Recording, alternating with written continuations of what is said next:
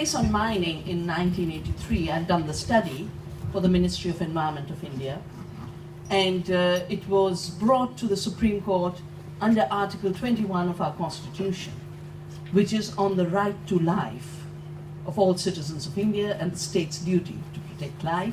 And our study had established that mining was destroying the water, the aquifer, the life support, and the court interpreted the destruction of ecosystems as a threat to life, and the mines were banned, but under a human rights clause, and an entire valley was declared a green valley. And I think that is really our challenge, that no matter where we begin, we have just two tasks before us.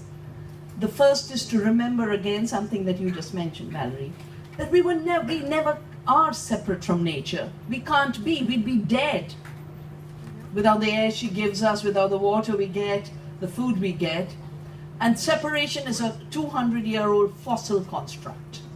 I call it a fossil construct because it's grown with the availability of fossil fuels, the availability of mechanization and industrialization, and all of the scientific and economic structures that were built to create a separation.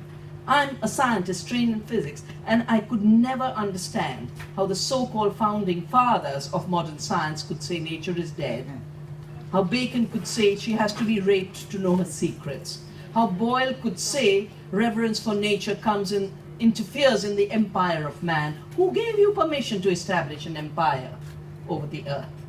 That short period, it is so short in ecological evolution. It is so short in human evolution.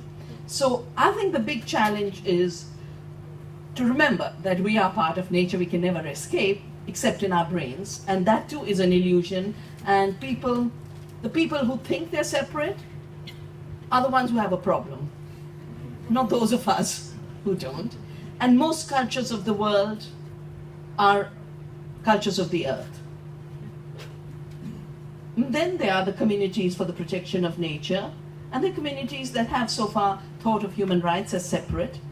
But everything we see is showing us you cannot separate the two.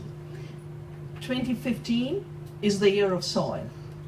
So we've produced many books on soil, some scientific, some cultural. And what touched me so much was to recognize that the word human comes from this word humus, which is the Latin word for soil, that we are of the earth.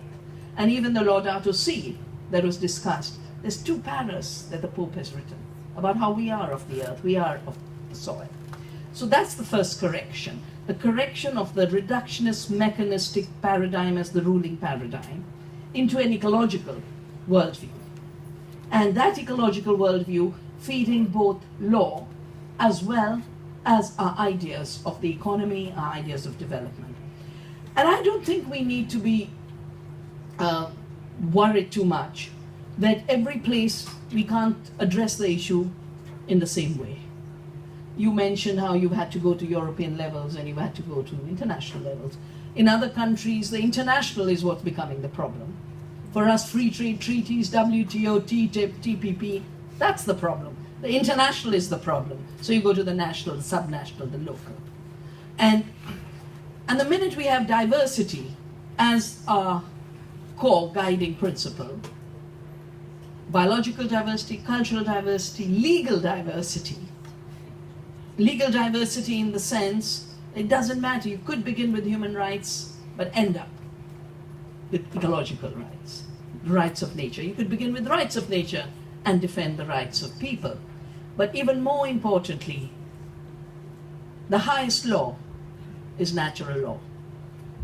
And in my 45 years now, long time, in my 45 years of movement participation, I can tell you the best struggles for the earth are struggles that come from the recognition that the laws come from the earth.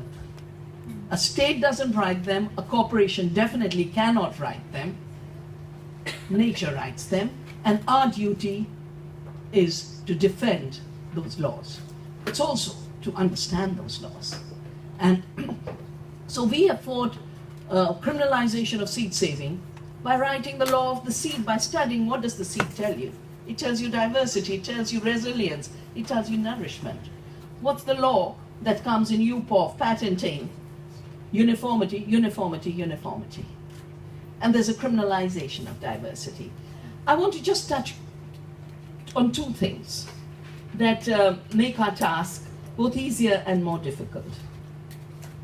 The first is that the crisis that is linking ecocide and genocide is unfolding so fast, so very fast, that our ability to shape another imagination has to be even more, not desperate, but it has to be more accelerated. Not through carelessness. Acceleration doesn't mean carelessness, but the sense that things are unraveling too fast. One way in which, and I think this is a task especially for, I do not see how President Hollande could call a meeting 2 months ago, the summit of the conscience. I was there. And he said, we don't believe in violence, we don't believe in responding to violence with violence. And then you get 13th of November. And there's no looking at, how did an ISIS get created in 4 years? How? There is no history being told about 2009 when 1 million peasants were uprooted because the soils are getting desertified, climate extremes are extending droughts. Same is the story for where Boko Haram has arisen. So we need to go beyond conflicts to their roots and the connection between ecological collapse and the collapse of civilization. And it's happening now in our times in millions. And if the models of agriculture that are being pushed, of careless land use, monoculture commodity production, chop all the biodiversity, mine all the water, put the fertilizer out, if there's one group of people who are really dangerous at COP, it is what we call the Exxons of agriculture. These are the fertilizer companies using the fracked gas. And they're pushing, and we have, and this will be available on the website. It's called the raging elephant in the climate change room. 50% greenhouse gases are coming from this, but long before the gases come, they've destroyed the soil. They've desertified, and we have an ancient Vedic saying, in this handful of soil lies your future. Take care of it, it'll sustain you for millennia. Destroy it, it will destroy you. And we are seeing that happen in our lifetimes. And these people pushing the wrong kind of agriculture and the wrong relationship with the earth are talking about that being smart. That's stupid. We call it climate smart agriculture. Bill Gates is stomping around. Monsanto stomping around, Yara stomping around.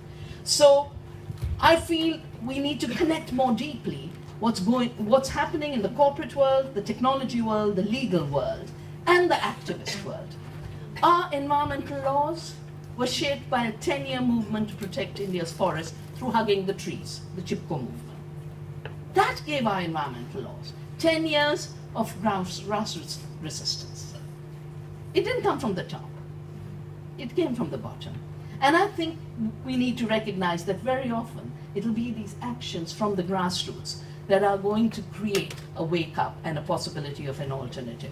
The second thing I want to mention is that in connecting the violence to the earth and violence in society, we have made a pact, and I think there are copies on the table.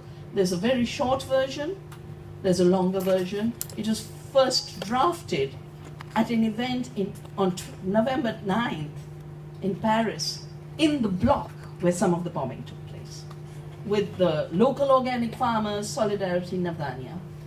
Now it's become a very global pact, and we will be planting a garden of hope on the 5th in La Ville, because there are two futures for humanity.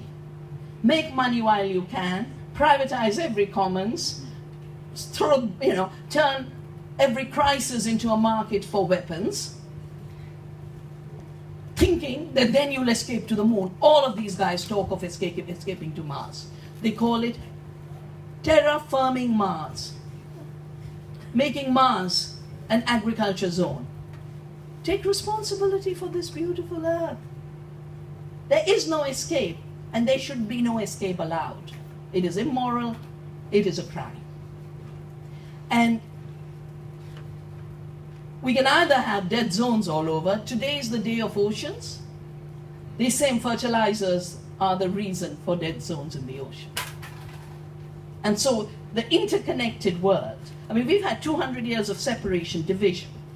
Humans from nature, nature divided, humans divided. Now is the beginning of rejuvenating a paradigm of interconnectedness. And that will be the ingenuity of our times. If we can manage to do it, we will have a future. If we fail, we won't. So either a garden or a dead planet handled through weapons in producing our food and weapons for dealing with each other.